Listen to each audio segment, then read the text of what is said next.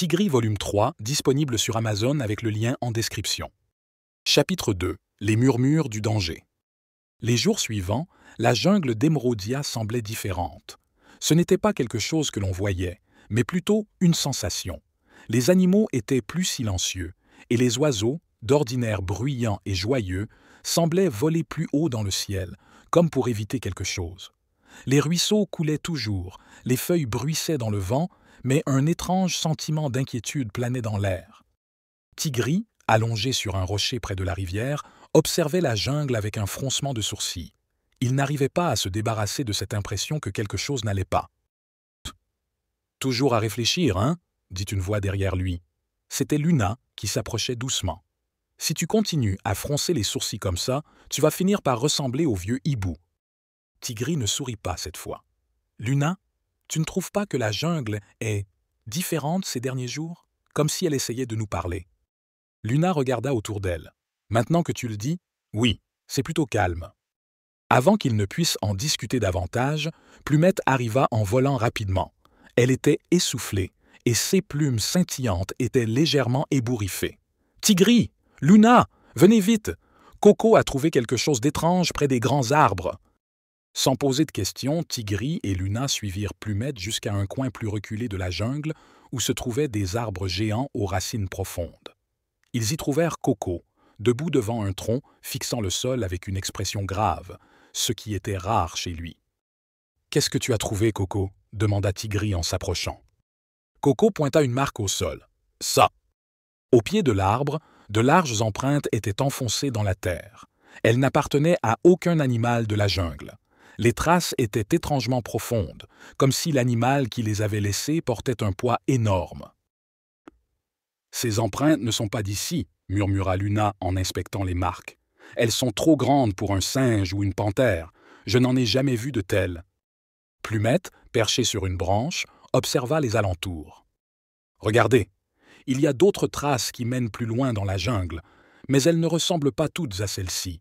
Certaines sont plus petites, comme celle de hyène peut-être. » Un frisson parcourut Tigri.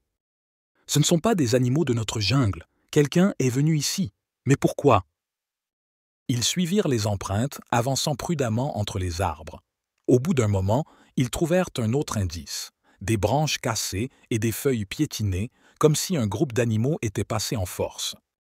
« Ce n'est pas normal, » dit Tigri, l'air grave. « La jungle est un endroit où on marche avec respect.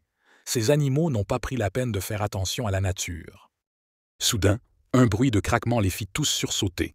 Ils se figèrent, tendant l'oreille. « Qu'est-ce que c'était ?» chuchota Plumette.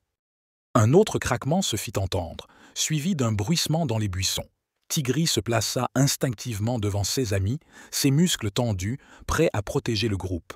Mais ce n'était qu'un petit tatou qui sortit des buissons en courant, l'air paniqué. Il s'arrêta à peine pour souffler, jetant un regard rapide au groupe avant de repartir. « Pourquoi il avait l'air si effrayé ?» demanda Coco. « Je ne sais pas, » répondit Tigri en regardant autour de lui. « Mais il a dû voir quelque chose. » Ils continuèrent leur chemin jusqu'à ce qu'ils atteignent une clairière. Ce qu'ils découvrirent les laissa sans voix. Au centre de la clairière, un arbre immense avait été abattu et brûlé, pas par le vent ou une tempête, mais coupé à la base. Les marques sur le tronc étaient nettes, comme si quelqu'un avait utilisé une lame. Autour de l'arbre, la terre était piétinée, et des morceaux de bois étaient éparpillés partout encore fumants. « Qui ferait ça ?»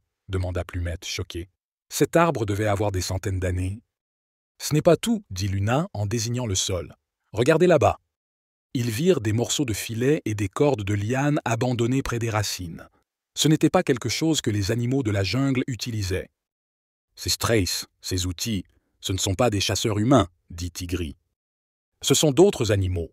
Mais pourquoi abattre un arbre si majestueux? Et pourquoi laisser des traces aussi évidentes ?» Luna s'approcha des cordes, les renifla prudemment. « Peut-être qu'ils ne veulent pas se cacher. Peut-être qu'ils veulent qu'on sache qu'ils sont là. » Tigri sentit une boule se former dans son estomac. « Quelque chose ne va pas. Nous devons prévenir le village.